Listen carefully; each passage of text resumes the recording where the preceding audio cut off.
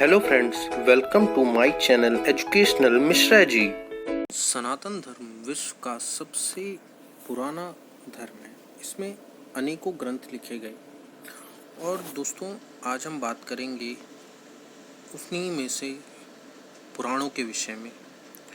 पुराण जो संस्कृत की सभी परीक्षा दृष्टि से अत्यंत ही मुख्य हैं।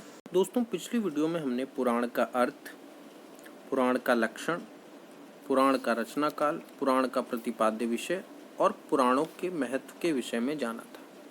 और आज हम पुराणों की संख्या और पुराणों का संक्षिप्त परिचय जानेंगे। चलिए प्रारंभ करते हैं। तो दोस्तों पहला ही पॉइंट है हमारा पुराणों की संख्या। तो दोस्तों कुल पुराण हैं 18 और उप पुराण भी हैं 18। एक प्रसिद्ध श्लोक में 18 पुराणों के प्रथम अक्षर लेकर उनकी गणना की गई है। चलिए उस श्लोक को अब देख लेते हैं दोस्तों। मद्वयम भद्वयम चैव व्रत्रयम वचतुष्टयम अनपलिंग कुस्कानि पुराणानि प्रचक्षते। दोस्तों हम इसको इस तरीके से समझ सकते हैं कि जैसे इसमें 18 पुराणों का उल्लेख किया गया है, तो आप इन्हें इस तरीके से समझ सकते हैं। माँ वाले 2, भा वाले 2, ब्र वाले 3, वा वाले 4, अ न प लिंग ग कु और स्क वाले एक एक मिलके जो हैं ये 7 पुराण बनाते हैं। और जब हम इन्हें 2 जमा 2 जमा 3 जमा 4 जमा 7 करते हैं तो हमें ये कुल 18 पुराण प्राप्त होते हैं। चलिए दोस्तों अब एक एक करके इन पुराणों के नाम जान लेते हैं। तो सबसे पहले आता है दोस्तों हमारा ब्रह्म पुराण, फिर आता है पद्म पुराण, विष्णु पुराण, शिव पुराण, भागवत पुराण, नारद पुराण, मार्कंडे पुराण, अग्नि पुराण, भविष्य पुराण, ब्रह्म वैवर्त पुराण, लिंग पुराण, वाराह पुराण, स्कंद पुराण, वामन पुराण, कूर्म पुराण, मत्स्य पुराण, गरुड़ पुराण, ब्रह्मांड पुराण। और इस तरीके से दोस्तों ये कुल होते हैं 18 पुराण। दोस्तों इसी प्रकार 18 उप पुराण भी हैं हमारे। तो 18 उप पुराणों के बारे में यहाँ पे बताया था आपको कि टोटल ये 18 हैं। इनके नाम भी आप जान लीजिए। सनत कुमार, नारसिंह, स्कांद, शिवधर्म, आश्चर्य, नारदीय, कापिल, वामन, औष्णस, ब्रह्मांड, वारुण, कालिका, माहेश्वर, सांब, सौर, पराशर, मारीच, भार्गव। देवी भागवत में उपर्युक्त स्कांद, वामन, ब्राह्मण, मारीच और भार्गव के स्थान पर क्रमशः शिव, मानव, आदित्य, भागवत और वशिष्ठ नाम दिए गए हैं। इनके नाम संख्या महापुराण या उपपुराण में गणना के विषय में पर्याप्त मतभेद है। तो दोस्तों इन नामों को लेकर कुछ मतभेद भी विद्वानों के मध्य में है। चलिए दोस्तों अब हम चलते हैं अपने अगले बिंदु पे, पुराणों का संक्षिप्त परिचय। दोस्तों इसमें हम एक एक पुराण के विषय में जो भी मुख्य बातें हैं उनके बारे में जानेंगे। तो सबसे पहले आता है दोस्तों हमारा विष्णु पुराण। विष्णु पुराण, इसके रचयिता पराशर हैं। यह प्रमुख महापुराणों में से एक है। इसका साहित्यिक, दार्शनिक और ऐतिहासिक महत्व है। यह वैष्णवों का इष्ट पुराण है। इसमें विष्णु को अवतार मानकर उनकी उपासना का वर्णन है। यही एक पुराण है जिसमें पुराण के सभी लक्षण घटते हैं। इसमें मौर्य राजाओं की प्रामाणिक वंशावली दी गई है। शंकराचार्य ने केवल इसी पुराण से उद्धरण दिए हैं, अन्य किसी से नहीं। प्रामाणिकता और प्राचीनता की दृष्टि से यह सबसे प्रमुख है। दोस्तों दूसरा पुराण है हमारा भागवत पुराण। यह वैष्णवों का प्रिय महापुराण है। इसमें 12 स्कंधों में 18,000 श्लोक हैं। इसके 10वें स्कंध में कृष्ण की रासलीला तथा क्रीड़ाओं का विस्तृत वर्णन है, अतः यह बहुत प्रचलित है। इसकी अनेक टीकाएं हैं। यह सबसे अधिक प्रसिद्ध पुराण है। इसमें कृष्ण को अवतार माना गया है और उनकी लीलाओं का वर्णन है। यह प्रौढ़ और परिष्कृत शैली में लिखा गया है। बीच बीच में गंभीर दार्शनिक विवेचन है, अतः यह विद्वानों की योग्यता की कसौटी माना गया है। अतएव सुभाषित प्रचलित है। विद्यावताम भागवते परीक्षा, इसमें वैदिक और लौकिक संस्कृत का समन्वय है। इसमें गौतम और कपिल मुनि को विष्णु का अवतार माना गया है। तो दोस्तों इसमें गौतम और जो कपिल मुनि थे उनको भी विष्णु का अवतार माना गया है श्रीमद् भागवत पुराण में। अगला पुराण देख लेते हैं। चलिए दोस्तों, अग्नि पुराण। उपयोगिता की दृष्टि से यह सबसे महत्वपूर्ण पुराण है। इसे विश्व कोश कहा जा सकता है। इसमें उस समय प्रचलित सभी विद्याओं का संकलन है। यह महाभारत के तुल्य संकलन ग्रंथ है। इसके लेखक ने प्रयत्न किया है कि इसमें सभी विषयों का समावेश किया जाए और उनका संक्षिप्त परिचय दिया जाए। अतएव इसमें काव्यशास्त्र, व्याकरण, आयुर्वेद, ज्योतिष, कोश ग्रंथ, धनुर्वेद, गांधर्व वेद, अर्थशास्त्र, वनस्पति शास्त्र, स्थापत्य कला, नाट्य शास्त्र, वैदिक कर्मकांड आदि विषयों का समावेश है। यानी अगर ये कहा जाए कि उस समय लेखक ने कुछ नहीं छोड़ा, उसने सब कुछ अग्नि पुराण में लिख डाला। अगला है दोस्तों हमारा मत्स्य पुराण, जिसमें भगवान विष्णु ने मछली का अवतार लिया था। मत्स्य पुराण यह ऐतिहासिक महत्व का पुराण है। इसमें आंध्र राजाओं की प्रामाणिक वंशावली दी गई है। इसमें दक्षिण भारत की मूर्ति कला, वास्तुकला एवं स्थापत्य कला का सुंदर वर्णन है। इसमें पर्वों, तीर्थों, वैष्णवों और शैवों की विधियों का वर्णन है। इसमें जैन धर्म, बौद्ध धर्म, दक्षिण भारत तथा नारसिंह आदि उप पुराणों का उल्लेख है।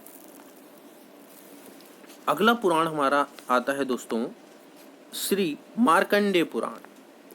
इसमें इंद्र, ब्रह्मा, अग्नि और सूर्य को मुख्य देव माना है।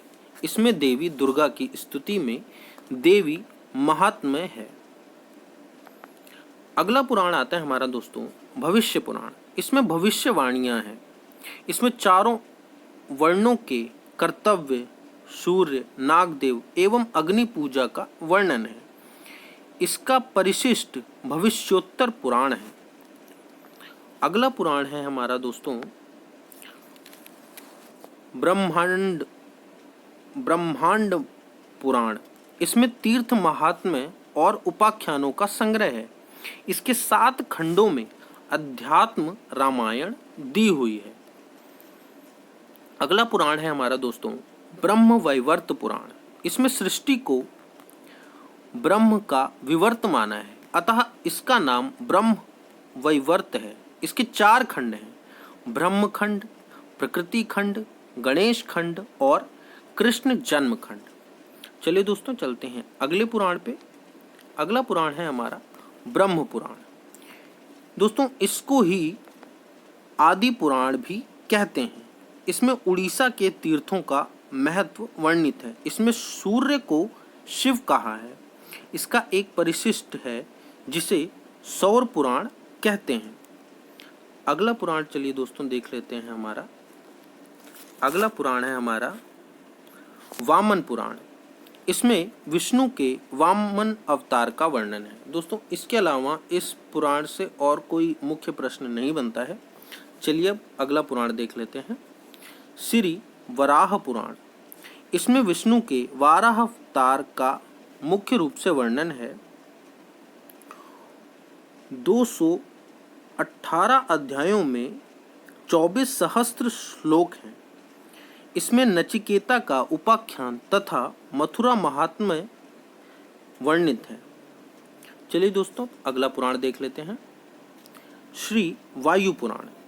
इसे शिव पुराण भी कहते हैं। कुछ विद्वान दोनों को पृथक पुराण मानते हैं। इसमें 112 अध्याय और 10 सहस्त्र श्लोक हैं। 104 अध्याय में 104 अध्याय में 18 पुराणों की श्लोक संख्या दी हुई है। इसके अनुसार वायु पुराण में 23 सहस्त्र श्लोक थे, जबकि दोस्तों इसमें लिखा हुआ है कि इसमें हमें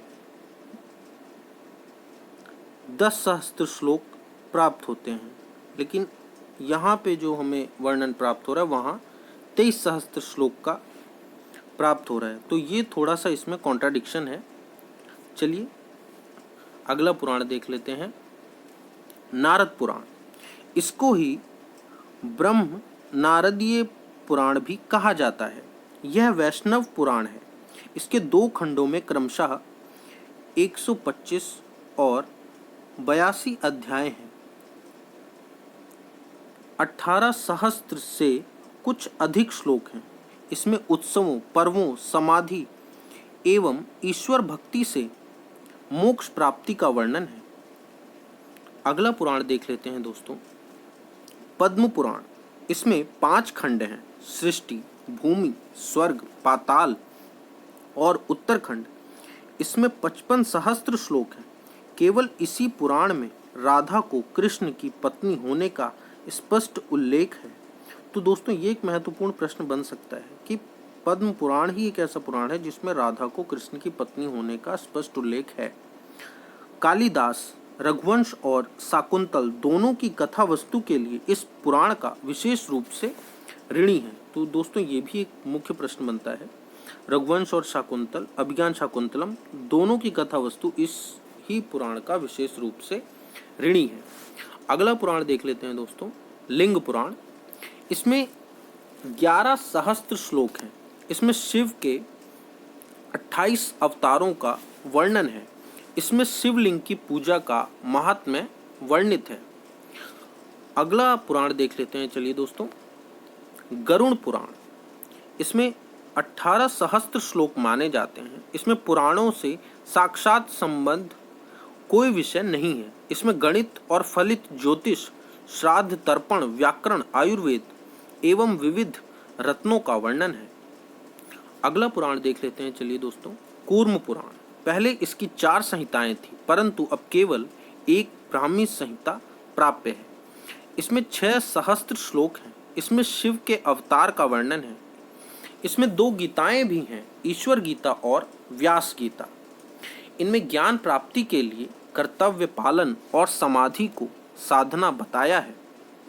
चलिए दोस्तों, हम अपना 18वां और अंतिम पुराण भी देख लेते हैं, स्कंद पुराण। इसमें 5 संहिताएं हैं, सनत कुमारी, ब्राह्मी, वैष्णवी, शंकर या अगस्त्य और शौर। इनके अतिरिक्त काशी खंड नामक 50 छोटे अध्याय। इनमें वाराणसी और उसके समीपवर्ती मंदिरों का वर्णन है। इसमें 81 सहस्त्र श्लोक हैं। यह सबसे विशालकाय पुराण है। दोस्तों ये एक महत्वपूर्ण प्रश्न बनता है कि 18 पुराणों में सबसे विशालकाय यानी कि सबसे बड़ा पुराण कौन सा है। तो दोस्तों वो है स्कंद पुराण। इसमें मुख्यतया शिव भक्ति का वर्णन है। इसमें भारत के सभी तीर्थों का वर्णन है, अतः इसका भौगोलिक महत्व अधिक है। इसमें प्राप्त श्रुत संहिता बहुत प्रसिद्ध है। इस पुराण का दक्षिण भारत में बहुत प्रचार है। धन्यवाद दोस्तों, ये थी आज की वीडियो और अन्य विषयों पर वीडियो देखने के लिए जुड़े रहे हमारे चैनल एजुकेशनल मिश्रा जी से। अगर आपको हमारी ये वीडियो पसंद आई हो तो इसे लाइक करें और अधिक से अधिक अपने मित्रों के संग शेयर करें। और कोई प्रश्न अथवा सुझाव हो तो अपने विचार कमेंट करें और चैनल को सब्सक्राइब जरूर करें और घंटी का बटन दबा दें।